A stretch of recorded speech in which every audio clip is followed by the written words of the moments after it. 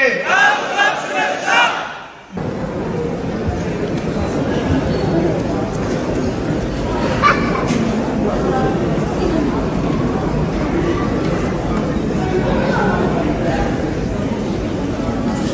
প্রিয় জাপান প্রবাসী ভাইরা, আপনারা কেমন আছেন সবাই? আমি ভালো আছি আলহামদুলিল্লাহ। আরো অনেক আগেই দেখা হওয়ার কথা ছিল আমাদের, কিন্তু আল্লাহর ফয়সালা হয়নি।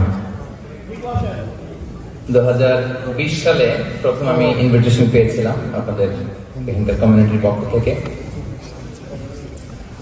তারপর কোভিড-19 আউটব্রেক শুরু হলো। তো ফলে 2020 মার্চে ওয়ার্ল্ড ওয়াইড সবগুলো দেশ লকডাউনে চলে গেল, আর আসা হয়নি। তখন ভিসা হয়েছিল আমার, এয়ার টিকিট আমরা কনফার্ম করেছিলাম, হলও সম্ভবত আপনারা একটা রিজার্ভেশন করেছিলেন, কিন্তু আল্লাহর ফয়সালাটা হয়নি। এবার আল্লাহর ফয়সালা হয়েছে, আমরা এসেছি আলহামদুলিল্লাহ। সবাই ভালো আছেন না? জাপানে কেমন লাগে আপনাদের?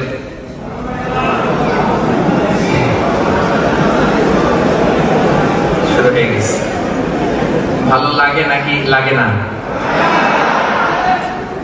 লাগে কার কার দেখি? সর্বনাশ, এত সুন্দর দেশে দেখে ভালো লাগে, এই লোকের সংখ্যা এত কম। ভালো লাগে না কাদের দেখি?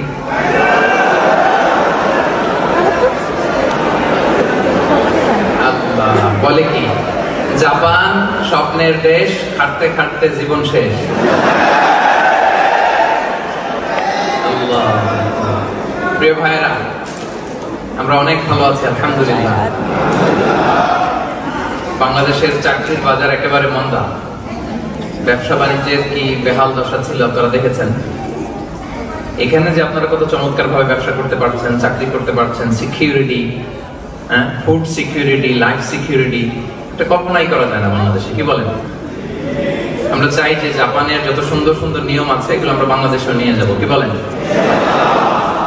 আমি অবাক হই, বিভিন্ন দেশে দেখি যে আমাদের ভাইরা পরিচ্ছন্নতা কর্মী হিসেবে কাজ করেন। তারা মানে গোটা বিশ্বকে আমরা পরিষ্কার করি। সৌদি আরবে দেখবেন যে কাবা ঘরের আঙ্গিনা পরিষ্কার করে। মালয়েশিয়াতে আমি দেখেছি এয়ারপোর্ট, হসপিটাল, রাস্তাঘাট সব জায়গায় পরিচ্ছন্নতা কর্মী আমরা, মানে আমরা গোটা বিশ্বকে ক্লিন করি, কিন্তু বাংলাদেশটাকে অপরিচ্ছন্ন করে রাখি। এয়ারপোর্ট থেকে নেমেই পানি একটা খেয়ে বোতলটা ছুঁড়ে মারি। এ রাসূল, তোমাকে বলি আমি কেমন করে, হাজার ব্যথা বেদনার পর